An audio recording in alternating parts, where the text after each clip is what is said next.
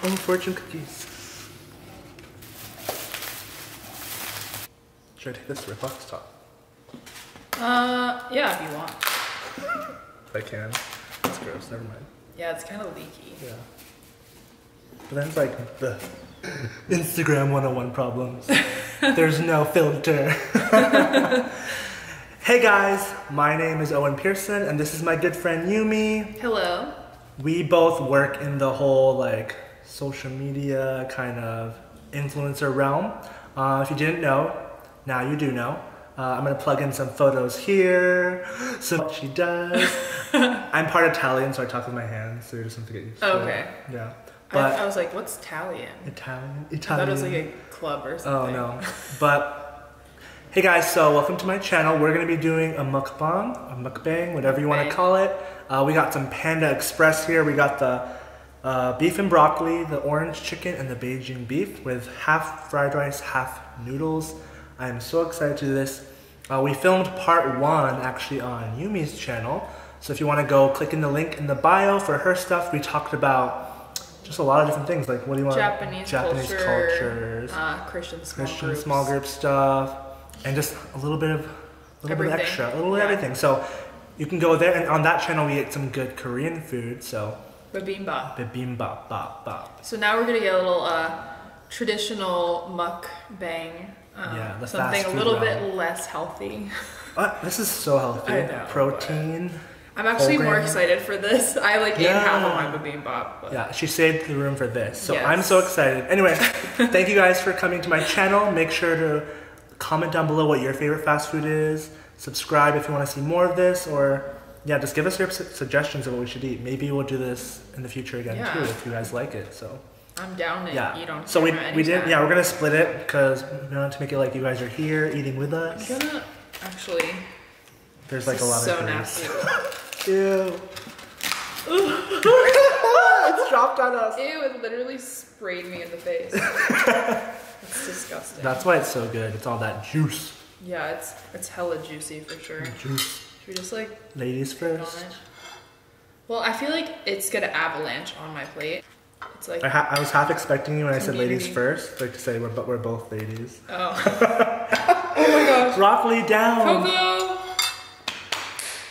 Do dogs like broccoli? Honestly, she would eat the styrofoam if she could. Same. I dropped a piece of broccoli on the It's not me farting. But it can be. But it can be if you want if you guys it to. want that. So thumbs up if you want to see farting videos. So we're gonna talk about like just a little bit more about what we do, like job wise, you know. Yes. How old are you, Yumi? I'm 21. 21. I'm 26. I just turned 26. What? I know, I'm You're old. 26? I just turned 26. Oh my gosh, you're so old. I know, thanks. But yeah, so I work mainly on Instagram, but I thought YouTube would be fun just to do for fun with friends and just showcase my lifestyle more. This is not my lifestyle, but you know what I'm saying. I work out 6 times a week. This is Yeah, my meal planning. You know how those YouTubers like they show that food real close up? Do they? I don't really watch a lot of mukbangs. Yeah, they go really close This up. is We're spicy. kind of far out, but I know. Looks like a wide angle lens. good. This is good stuff. But So talking about Instagram, yeah. what is your favorite brand collaboration been so far? So if you don't know what brand collaboration is, it's when you work on Instagram or social media in general, and a company, business, brand, whatever reaches out to you and wants to kind of use your page as marketing for their business to showcase to your audience, followers, the brand product, and you like either reviewing it or like enjoying it, whatever, you know. The more low-key the better, but still hashtag ad, hashtag spawn, because they're paying for you to do it or they're giving you free stuff. When it's, in my opinion, when they give you just free stuff but don't pay you, I don't think that's a sponsorship. I think it's more just like a PR package where they want you to enjoy it. Interesting. Yeah. When you're actually getting paid, that's when I see it as an ad. What if you get paid with a gift card? Ooh, that's hashtag ad for sure. Oh, really? Like, and sometimes like, you know, So my favorite one was actually I went to London for work, and I worked at this company called the Hilton, and Shameless name drop. Hilton. It was called the Hilton London Zion Hotel, and they covered the whole trip and everything, and they also sponsored a package deal to one of my followers. I thought that was really cool. One night stay there, they gave us massages, a 3-course like luxurious meal. I felt like nice. royalty. I was like, oh my god, I do not belong. And I grew up like super poor, and it's like Japanese style where it's like you are respectful You and reuse humble. plastic and, bags like, for everything. Reuse plastic bags for everything. Like, it's just how it was, you know. 3 brothers in my family, so we had to share everything. It was just like the royal treatment, and it was nice to do a giveaway to my audience. That was fun. How about you? So Yumi's a model, plus size model. Yep. I love that. What's been the best or coolest collaboration you've done? I recently did a collaboration with J. Crew, and I have 11.9 thousand followers on Instagram, which might be big to some people, might be small to some people. But follow her down below. yes, 12. Let's get it to 12K, let's guys, get it to after 12K. this video. So I have been doing a lot of smaller collaborations, but then J. Crew reached out to me for their new Playa swimwear campaign. And I don't really see like a lot of plus size models with them, No, or like you think don't. about that. They're very skinny. Yeah, Very so skinny. very Even skinny. the guys, like it's like very like cookie cutter whitewashed. Very, yeah. It's really sad to see, but hopefully they branch out more like they did. Yeah, so I was really impressed that they would have me. And they actually, it was my first paid sponsorship. And I'm just like too busy, and I have a job, so I'm not taking that many collaborations anymore unless it's paid. Yeah. Because time is money. Oh yeah. And so it was paid, and they actually promoted my picture, so then I got a bunch of new followers. On their J. Crew page? They put it in their website. story, Story. and then they also like did a promotion on my post. That's awesome. So then it got like a bunch of likes on like a separate part of Instagram. It was so weird. It was like my photo, but it wasn't my post. Like brands now, Instagram has changed so much. The game of how we advertise, like Instagram stories, popular hashtags, like your own page, and then there's feature pages. There's email campaigns. They have their websites for clicks they want from their bloggers. Like there's so many ways to get noticed nowadays. And you would think it's easier, but it's actually a lot harder now because with the algorithm changes of all. Oh yeah. Luckily they're changing it back. Yeah, they are. Yeah. Thank God. Thank you for like, listening. I don't want to see something from 6 days ago on my first top feed. Like that's not cool. So But J. Crew is my favorite. that's awesome. Yeah, I love J. Crew. They're cool. I'm glad they're going in a good direction with that stuff. Yeah, and I feel like sometimes brands that aren't really your brand can reach out to you, but you can make it your own by choosing specific pieces from a collection. Yeah. Because I like streetwear, and like I like minimal. I mean, they're like more like yuppie preppy minimal, but I like minimal modern and like Adidas and stuff. So Well, here's the thing. How long have you been doing modeling? Like since you were.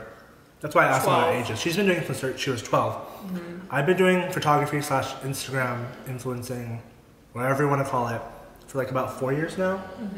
But I started with like getting nothing, you know? yeah, And I think that's for anyone who's interested in getting into this field, you have to like envision what you want in life. Like I wanted to be a travel blogger who got to see the world. And so I would just post things like back in Virginia or like in LA of like just really nice travel shots or lifestyle landscape shots of myself in those shots, tripod and all. And I just did that for fun, and I built an audience that way. And it took a long time to like understand the hashtag algorithm, understand times of posting, like all the marketing ad stuff about it. But I just did it for fun, and I still do it for fun. Like, of course, there's more pressure now to like post the perfect like shot of yourself. There's a lot of pressure in the industry, especially when you're not like mainstream beauty, I like to call it. Beauty gurus can skyrocket if they're good. Yeah, like talent is definitely a big part of everything in this industry. So I feel like if you have a talent in any part of the social realm, like if it's travel, lifestyle, beauty, food, fitness, health, whatever your niche market is, focus in on that and post about that stuff, and you will gradually and maybe skyrocket into an audience that really just wants to see more of your stuff. And I think that's so important.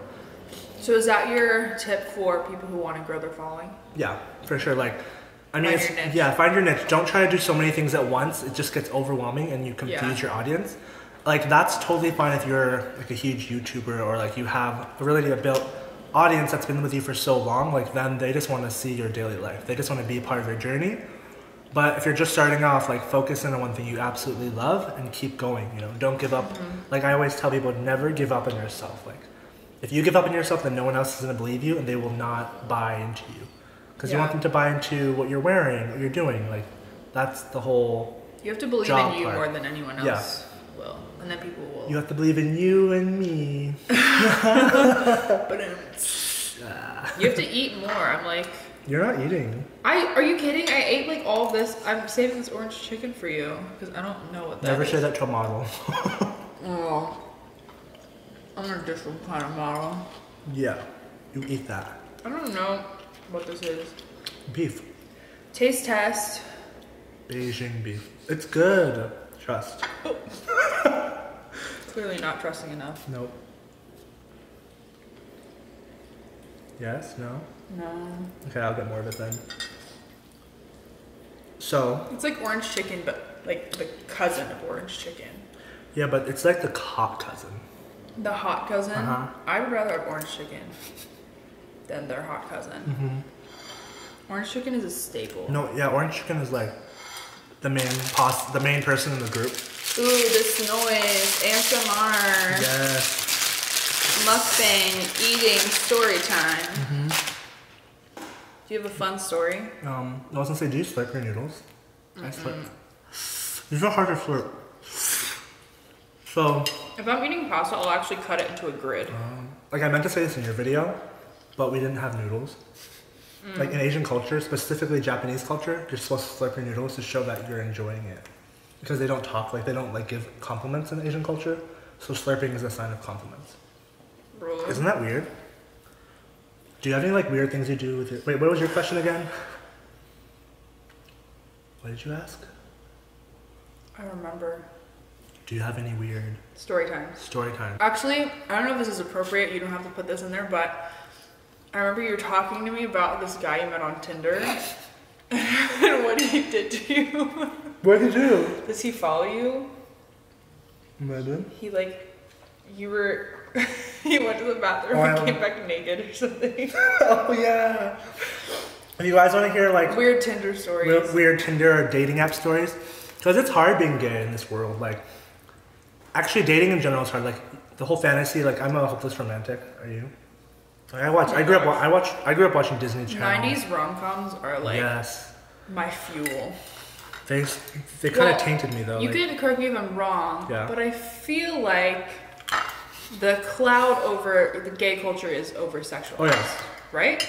it is, and like it's unfortunate because Because not everyone's like that. yeah, like honestly, girls watch porn just as much as guys. Like like people fall in love all the time, but it's like infatuation, and like it always gets like beef and hate on beef on the gay culture because I feel like we had to in the early days, like it's a little different now, but in the early days, like you had to over sexualize yourself just to even get like the message out that hey, like this is who we are, this is love. Like if Yeah. you're just casually like, oh yeah, I like boys, like no one's gonna really take you seriously. Yeah. But if you're over sexualizing yourself, it's not even about being taken serious anymore. It's like, Right. hey, like listen, I'm trying to speak here. Yeah. Like, I want to have a voice in this world too. That's a really interesting way to put it. Yeah. Because I don't think people understand how to dissect that and like why the gay culture is so over-sexualized. Yeah. If that makes sense. No, it's true. Like you grew up with a gay best friend, and me, I was in the closet to a lot of my best friends because I didn't feel like they could relate or understand me, or they might even hate me, and that was Yeah. a big part of my life. Like secretly going out on dates, not telling people about them, having crushes on guys in my friend groups, but never like acting on them, and that's just how it was. And I'm not saying all this for sympathy or anything. Like, Yeah. I appreciate. But it is hard. It's hard. Yeah. It's I like, can't even imagine. yeah.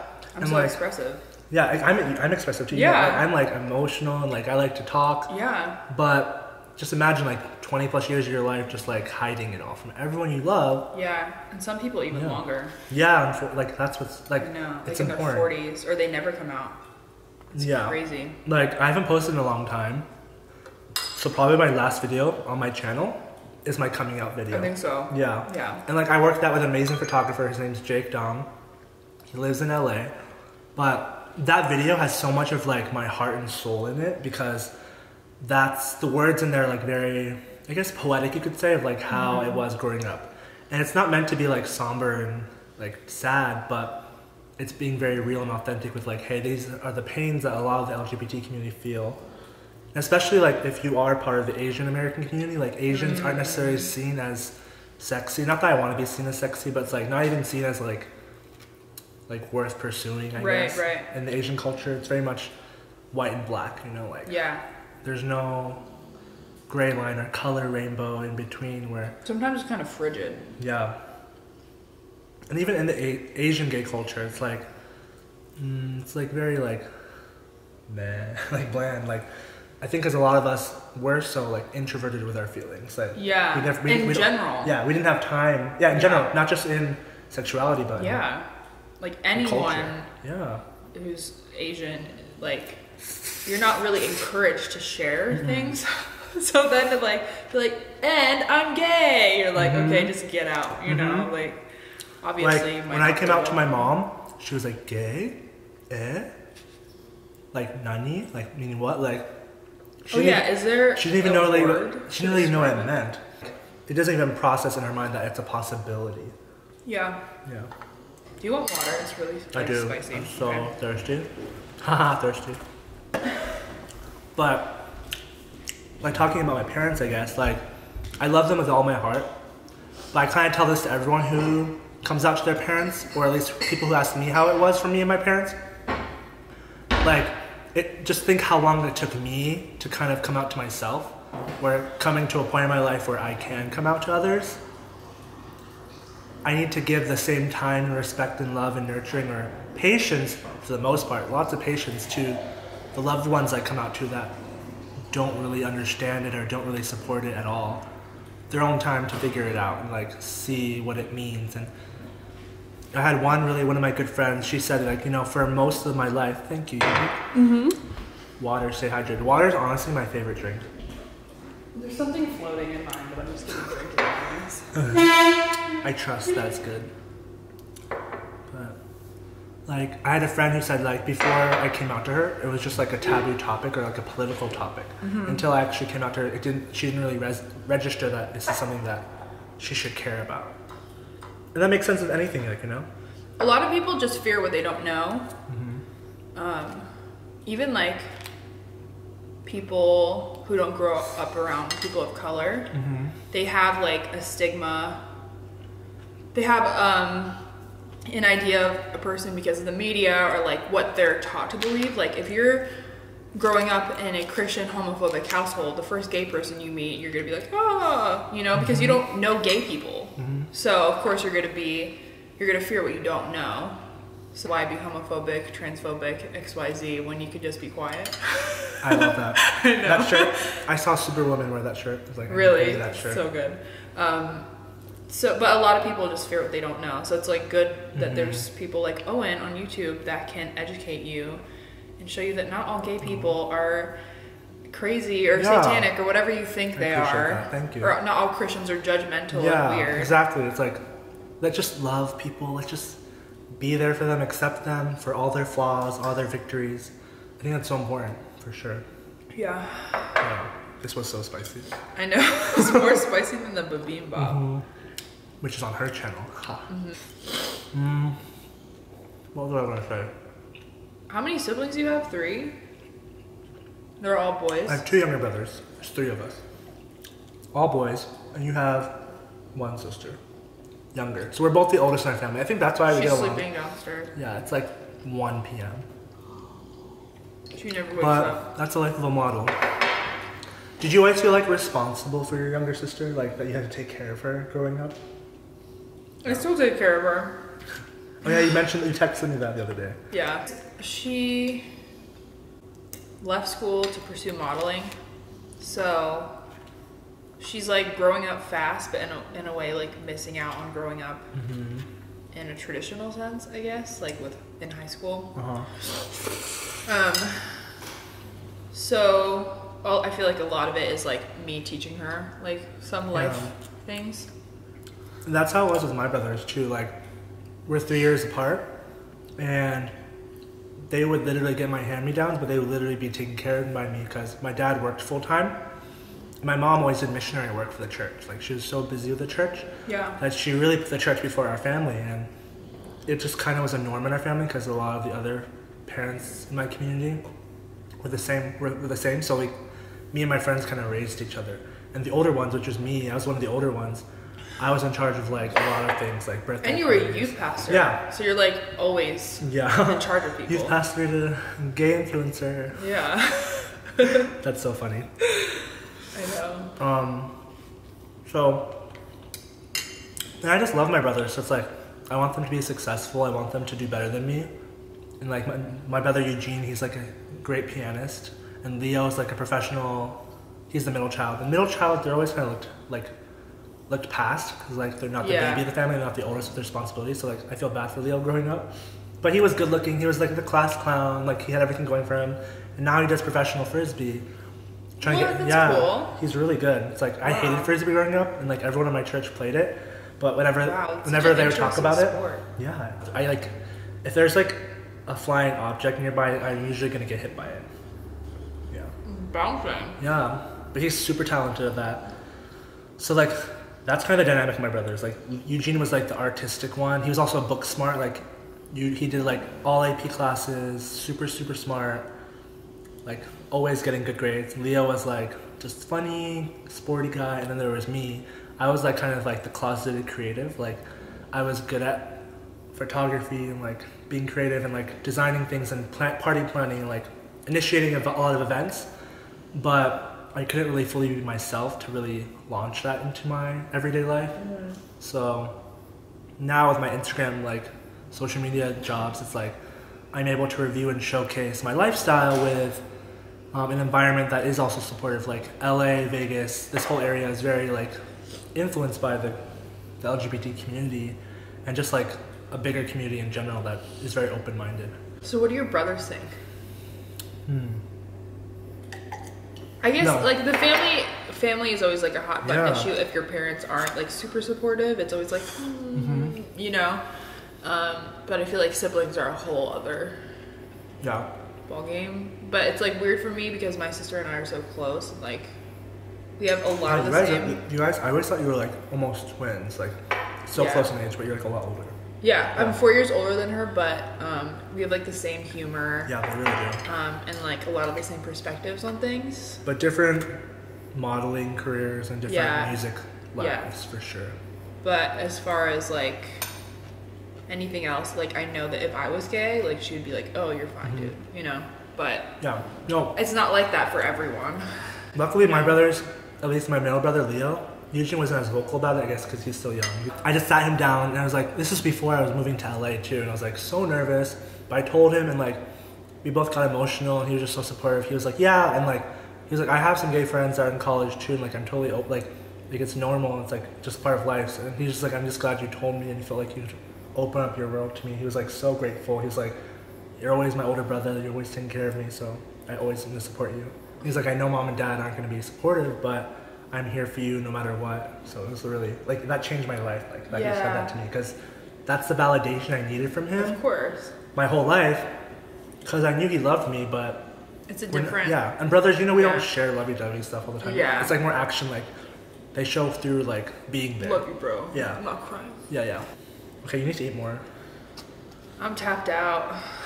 Let's take one more. Let's take one big bite and show it. I was eating this whole time. Let's take a big bite and show it. Okay. No, for the gram. I mean, for the views. I know, but it doesn't even fit on my fork. Okay, ready? Cheers.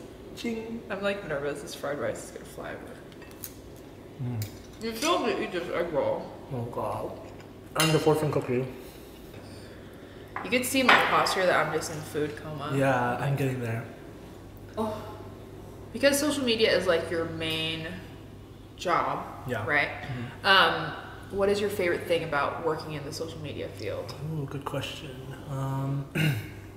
Well, I would call myself an entrepreneur for sure. And I think what I love about that is I'm my own boss. Like, Yeah. I think it's for people who like, I think our generation, millennials, like, we like to be in charge of our own story. Like, my whole slogan is like author of my own story because I feel like it's so important to say everything that's on your mind and like preach, not just preach about it, but like live it every day.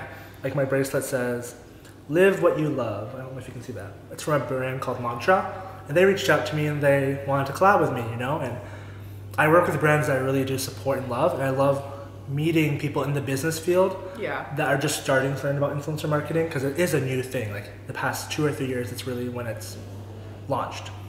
And it's so important that, you know, if you want to do this kind of path, influencer marketing, just be patient with yourself. And, you know, if you guys really want to see more videos where I actually talk about specific things like how to take the best Instagram photo, how to reach out to brands, how to best sell yourself in a sense, like what is your worth and value as far as like money, you know, like you need to, at the end of the day, it is a job, it is a path of, you know, where you need to be able to pay your bills, you need to be able to pay things, and it's not going to happen. Specific management tools management tools, like I've had interns in the past, I've had social media managers in the past, like I've done the whole like owning a business, the marketing side, and now I'm doing the influencing side, and I also do the photography side, so I feel like I'm attacked all sides. I've seen all sides, and now I know what I really want to do, and I think I have the experience that can maybe help other people like go through some obstacles that might not be necessary. So if you guys want to see more of those kind of videos, let me know in the comments or just DM me on Instagram. I'm more than happy to help. I want to see those.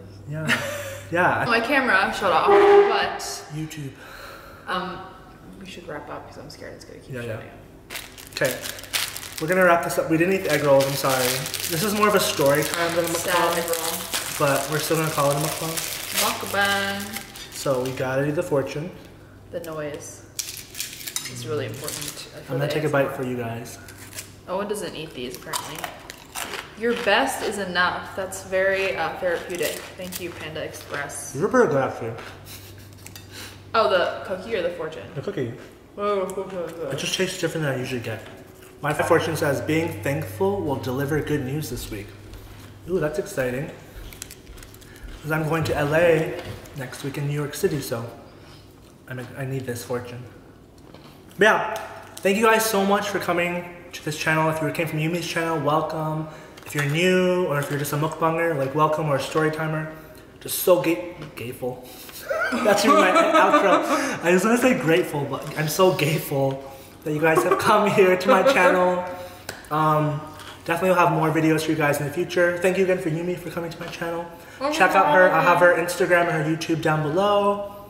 Yeah, guys, thank you so much. I hope you got to learn a little bit more about us. Please subscribe or like the video below, and I will see you guys again soon. Bye. Bye.